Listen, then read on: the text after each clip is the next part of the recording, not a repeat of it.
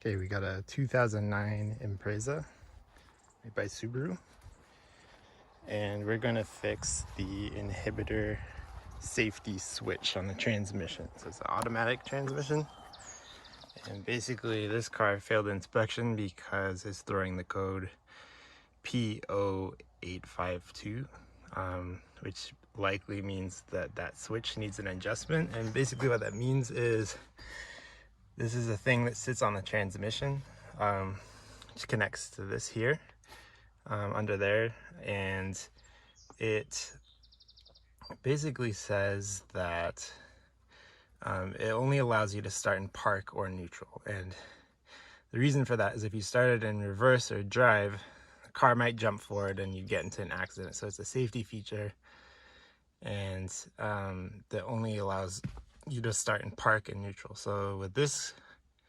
car, the car starts in neutral, but it doesn't start in park. And what that means is it likely just needs a little adjustment.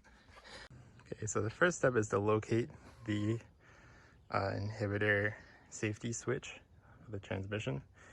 And it's just on the passenger side of the vehicle underneath. And I'll just show you exactly where that is. Go under here, and let's see. Yes, so you can see this where the transmission fluid is, and then kind of up there on the other side of the exhaust pipe, you'll see the inhibitor switch, which is right here. So what we're going to be doing is we're going to be taking off, or loosening rather, the top two bolts, and then we're just going to try moving it to the side a little bit to adjust the switch. Okay, so first of the two bolts is a 10 millimeter, and there's quite a lot of space up here next to the wheel well. Like, I got my arm stuck through this the suspension. You know, gives a little bit of room to crank the bolts, so just like pull to the left. Just loosen it a little bit. Now that rusty bolt, I can loosen it with my fingers. So now we just got to do the other one.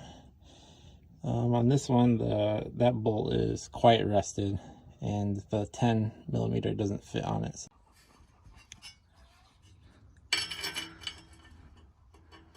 Okay, so that bolt there was really hard to get off. Basically, I had to take this 3/8 spanner and wrench and kind of knock this on here using a hammer, just because it was so rusty that the 10 millimeter was just slipping. But once I did, I was able to loosen it, so now you can see its hand loosened there.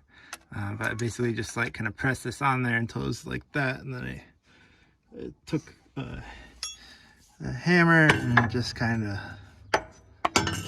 knocked it on there, and then I turned it and it got loose, so it worked. Alright, it's a little hard to see here, but last step is just making sure this thing's aligned. So you can kind of see right here,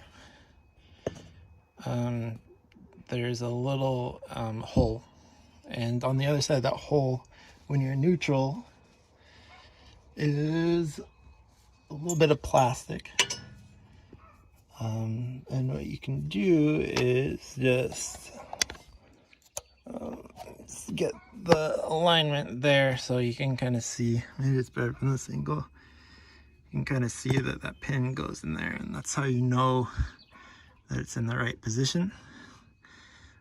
So once, and I'm just using like a 5/32 or 4 millimeter hole punch. That was what I had. So now that's aligned, you can basically tighten the bolts, and then and then we can clear the code on the reader and then just see if it comes back, and we should be done. Okay, so just gonna check one more time that it starts in neutral. Okay. We're gonna check park. Looks good. Okay. Then I'm just going to plug in the code reader here. Okay, so you can kind of see there's the thing there. Got the codes here. So I'm just gonna select the diagnostic. Okay, so it's still saying the code's found. And